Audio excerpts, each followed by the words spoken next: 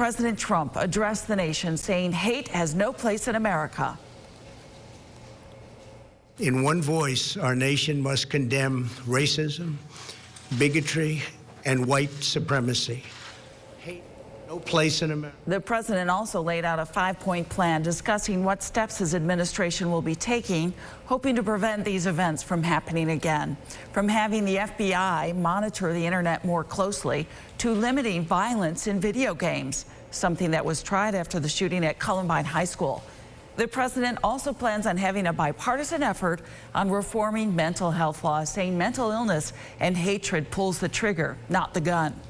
Another big push to pass red flag laws, which allows family and acquaintances to flag a person they're concerned should not buy a gun to authorities and slow down their ability to do so, something Congressman John Katko also brought up today. The Republican releasing a statement this morning saying, quoting now, "There is no singular solution to stopping this type of violence, but we must act. That means working across the aisle to enact common sense reforms to keep firearms out of the hands of those who should not have them. I firmly believe the bipartisan red flag legislation that I've introduced and championed is a starting point for the dialogue that must take place across our country." Congressman Anthony Brindisi also weighing in, calling out Senate Majority Leader Mitch McConnell to bring the Senate back to Washington to pass stricter gun laws. The Democrat saying, in part, quoting now Dayton becomes the 251st mass shooting this year. Thousands upon thousands of innocent lives lost to gun violence since the House passed bipartisan universal background checks. I condemn the rise of white nationalism and hate in our country, and our leaders from the president on down need to be clear on this too.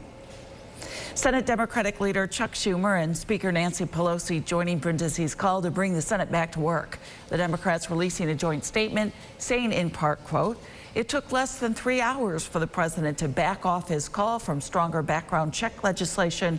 When he can't talk about guns, when he talks about gun violence, it shows the president remains prisoner to the gun lobby and the NRA."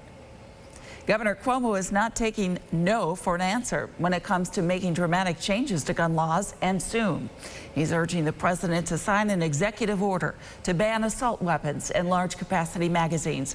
He released a statement today reading in part, "Here's my idea for the president. If you're actually sincere, pass an executive order." He's been very liberal with the use of executive orders.